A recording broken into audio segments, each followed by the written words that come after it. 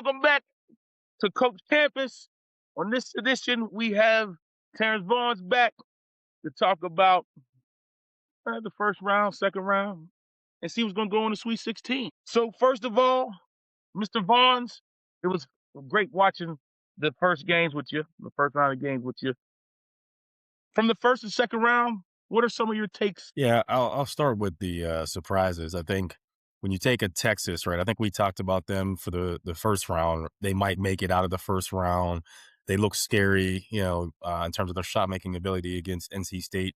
And here we are, they're in the Sweet 16 over after a big win against Gonzaga and win their first round game against BYU. So I think I called the BYU game. The second game, I didn't necessarily see them making it through the Sweet 16. So big surprise there.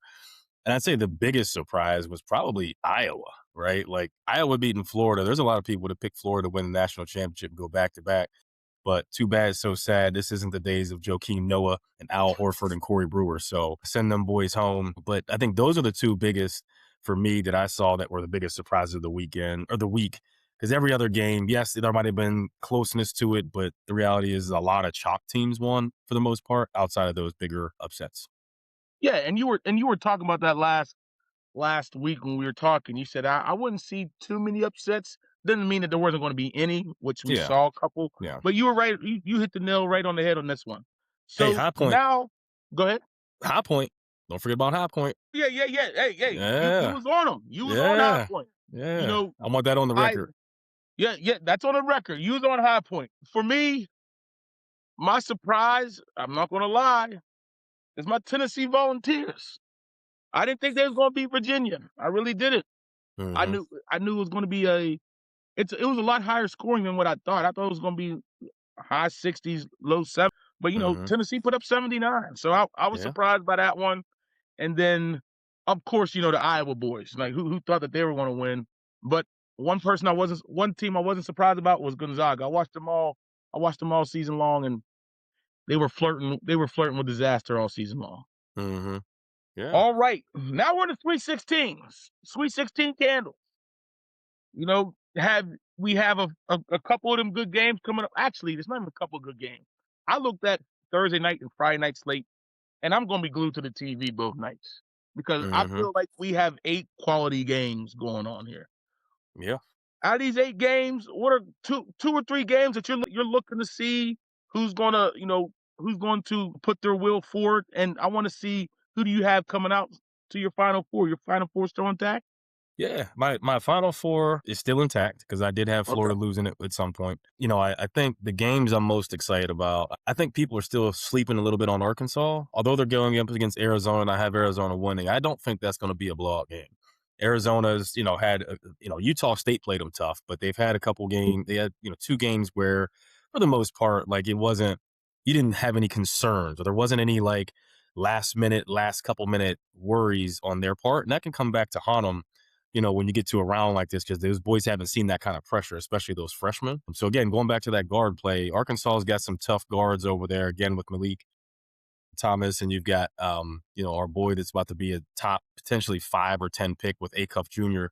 They're going to be a tough out. So I think that's a game that I'm excited to watch. The Izzo and Hurley game, I mean, that's just a whole bunch of yelling and screaming and red faces. So, if you're looking for a defensive, probably lower scoring game, I think it probably favors UConn if it's lower scoring. I think if Michigan can get up and down, and typically they're a good rebounding team under Izzo, they could come out. But that's another game. But I think the game to watch for is Duke St. Patino, St. John's getting back to some type of glory after so many years. It's been a long time. And a fun fact that I'll just add, if you haven't seen it out there, is every time Duke has won a national championship, they beat St. John's along the way. So this just feels like this is what was needed for us to continue to boost our status through this tournament. We got Gumba back. I think that played a huge difference in the way we played defense last game. And you saw that play out. And you saw that even on the offensive end. So St. John's pressure is what scares me the most. Their full court pressure. They gave Kansas fits all game long, and so probably towards the end of the second half. But if we can break their pressure, get the ball in the middle, look opposite, get wide open threes, wide open layups, it might force them out of that pressure pretty early. And they also aren't a great shooting team, even though they made a couple. Yeah, so you're absolutely right. That is going to be the battle, Patino versus your boy Shire. St. John's. I remember when St. John's and Duke played when they had Felipe Lopez back in the day. Yeah. So you know how that is. I was a Big East guy back then, so I understand that. That's going to be a good game. One game I'm not looking to see is the Tennessee Iowa State. It's going to be two defensive teams. This is You going just to don't be want to see your team lose. I get it. yeah. I understand why. I'm just saying. I do believe Iowa State's going to win that one. But I'm like you. I want to see this. I want to see what Arkansas is going to do against Arizona.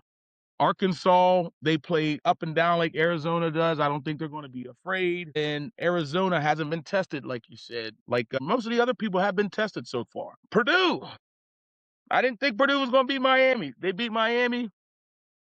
Do you think Texas can beat Purdue? The crazy part is I do. I think this Texas team is one of those teams like the old maybe George Mason back in the day that made it to the Final Four, or even the Dwayne Wade Marquette days where Don't they're don't getting talk. hot at the right time. I know that's a painful memory for you, but they're getting hot at the right time. And so I think, again, they can score inside. They got shot makers. Their guard play's been good. They're hot right now. And they're probably one of the hotter teams because they got that extra game against NC State. They just, get going and get their gears going. And they've been playing in this. When you're one of the last teams in the tournament, every game at the end of your season is like a tournament game. So whereas these other teams knew they were in, regardless of outcome of, tournament championships and stuff, they've been playing for, their lives here for the last probably several weeks. So I think that's a team that they can make it past Purdue. I'm just not impressed by Purdue.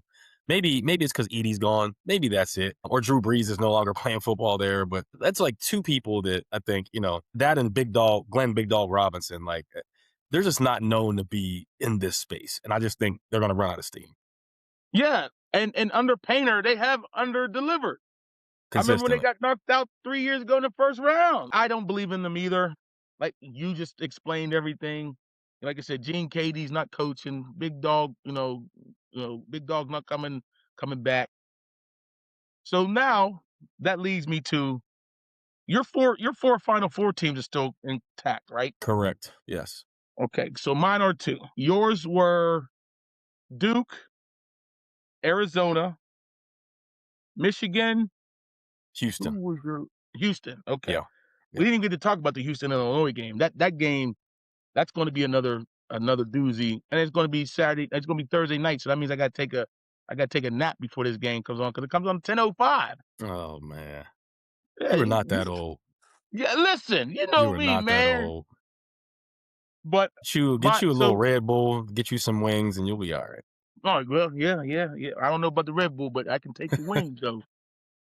All right. So with that being said, what is the key? And I'm going to get you out on this one because, like I said, your Final Four, my Final Four is still intact.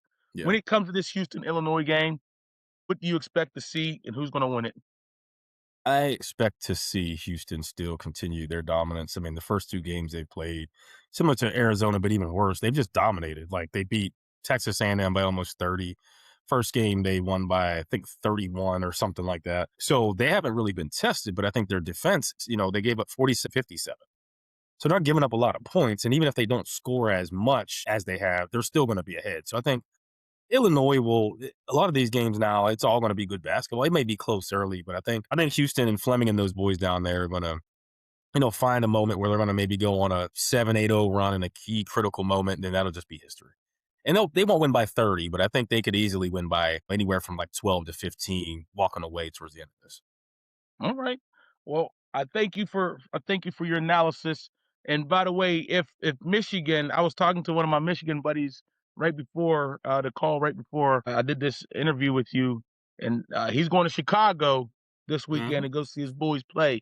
But Good he for him. said I better get ready to travel to Indianapolis if they make it there. So you Okay. know, Duke makes it there. I'm pretty sure I might see you there too. Who knows? You never know. You never know. Hey, you've been glorifying this Duke run with Indianapolis and St. John's Trying to and tell you you, know, Shire's first, Coach K's first in Indianapolis. Like, just don't knock fate, man. You can't hey, control it. hey, listen, as my man was saying, law-abiding citizen can't fight fate, man. That's Can't right. fight fate. That's right. Until the next time, Terrance Vaughns, we're out on Coach Campus. and then you enjoy the basketball this week. And we'll be discussing. Hopefully, your Duke boys are not in it. We will. Don't you worry.